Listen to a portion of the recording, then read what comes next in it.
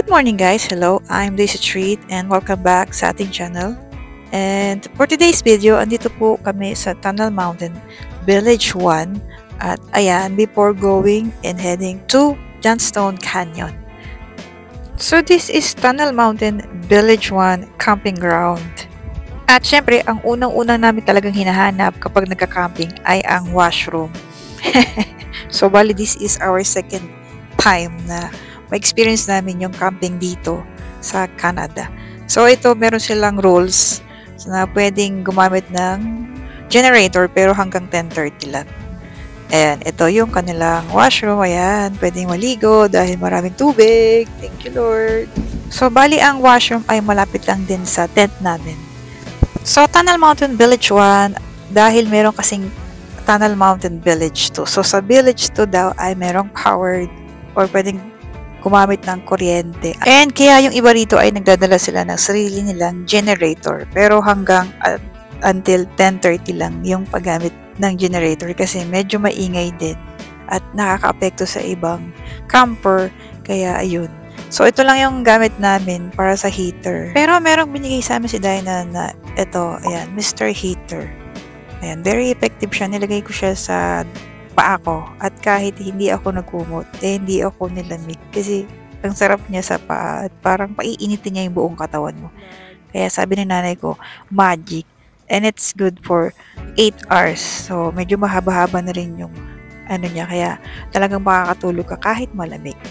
So ayan, it's about to go. And finally, we are here at Johnstone Canyon.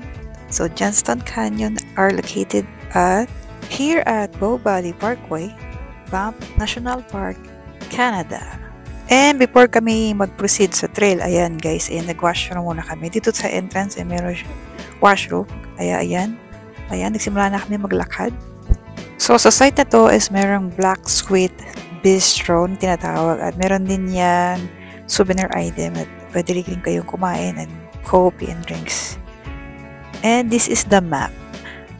Yeah, papuntang Lower Fall at Upper Fall. So, meron dalawang option kung kakayanin namin.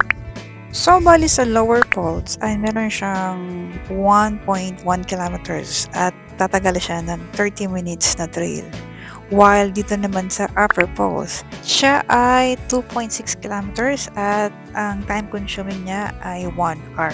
So, let's see kung aabot tayo sa Upper Falls. So, ako kasi hindi ako sure kung kakayanin ni nanay yung Upper Falls kasi medyo 1 hour siya. Mahabang lakaran yan and hindi namin alam kung kakayanin niya kasi habang tumatagal paakyat ng paakyat yung trail. So far, okay naman siya sa ngayon. Nag-enjoy siya maglakad-lakad. And upon editing nga pala ng video na to guys, ay medyo nag-research tayo ng konti at napag-alaman natin na ang Johnstone Canyon ay isang natural forest. So, hindi nila ginagalaw talaga yung kung ano yung meron dito. Ayan, may mga nakita nga kami mga puno na tumba na siya pero hindi nila ginagalaw just to preserve the nature here. And yung form ng Johnstone Canyon ay by the moves of the soil, the wind, and by the nature. So talagang it's very natural yung formation dito ng Johnstone Canyon. And this video nga pala was taken September 22. Yan, Sunday yun. Ayan, kaya maraming tao. It's a family weekend getaway. Kaya ayan, maraming mas nauna na sa amin dito. And I also read that Johnstone Canyon was designed to a beginner hiker. Yeah. So, pwede siya sa bata and even sa mga elder. So, may mga nakasalubong din kami dito mga bata. And may mga senior na rin. Katulad ng nanay ko. Ayan. At kinakaya naman nila kasi very beginner nga itong trail na ito. At habang naglalakad naman kami, parang hindi mo mararamdaman yung pagod dahil sa sobrang ang gaganda ng makikita mong view dito. Ayan yung mga rock formation, yung mga puno, yung tunog ng falls, parang nakakaengganyo, nakaka-inspire, no? Nakakaalis ng mga kung anong iniisip mo. So talagang may entertain yung self mo walking around here.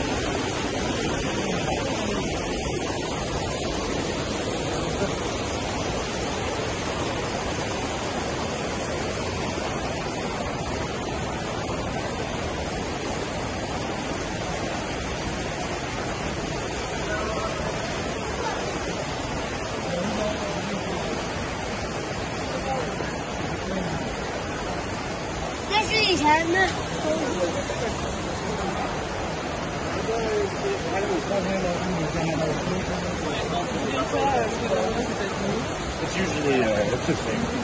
非必要。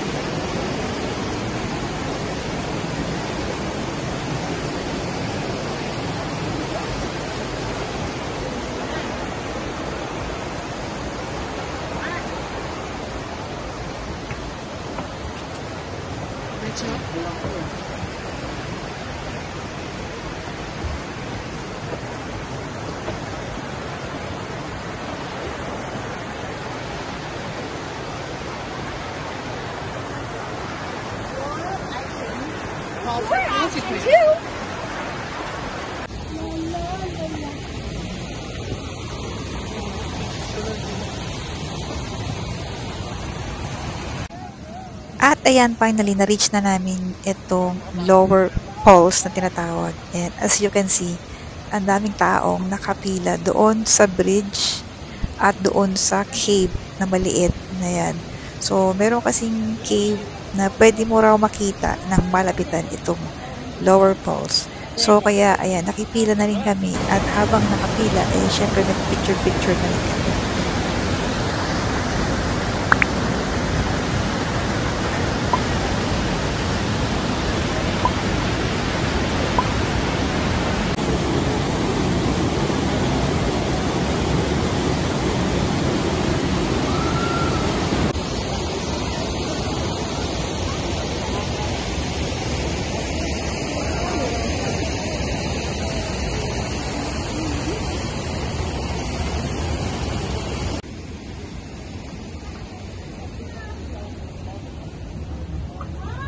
So, sa loob ng cave ay madilim, syempre, and then medyo maputik siya, muddy and madulas, no, slippery, at masikip siya guys. Imagine kasi 10 or 11 yata kami, pinagkasya namin sarili namin dito. Pero breathtaking na naman ang views and ikakaibang experience naman ito. Kasi yung papalapit ka sa nature ng ganito up close and personal is amazing. So, bali hanggang dito lang kami guys sa lower falls. Hindi na kami tumuloy sa upper falls kasi pagod na ang mga person. Maybe next time mapuntaan natin hanggang upper falls.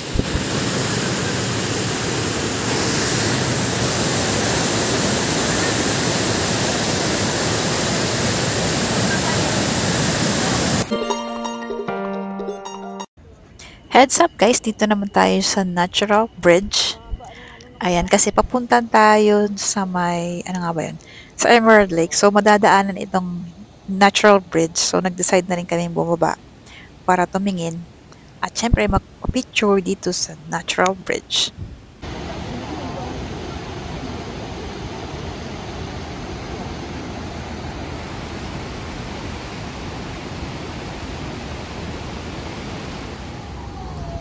Pero kasi ang naging challenge sa amin dito is may nakasabay kaming siguro 3 bus na mga tourist. And ayan, sabay-sabay silang nagpapapicture din dito sa Natural Bridge.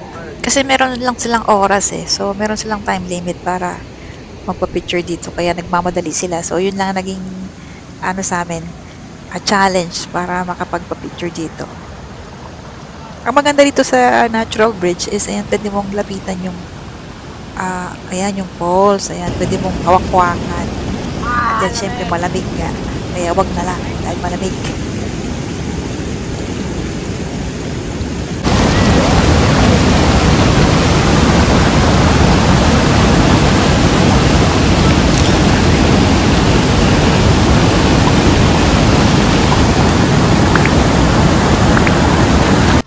At syempre, picture taking sa signage ng Natural Bridge.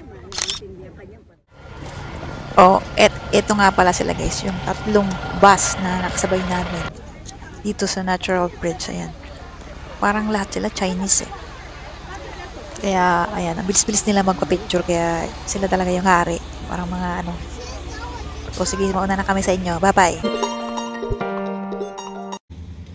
And nandito na po tayo sa Emerald Lake. So, ang Emerald Lake nga pala ay nasa vicinity na siya ng British Columbia. Ayan. Kasi nag-notify sa akin si Google na nag-login daw ako sa British Columbia.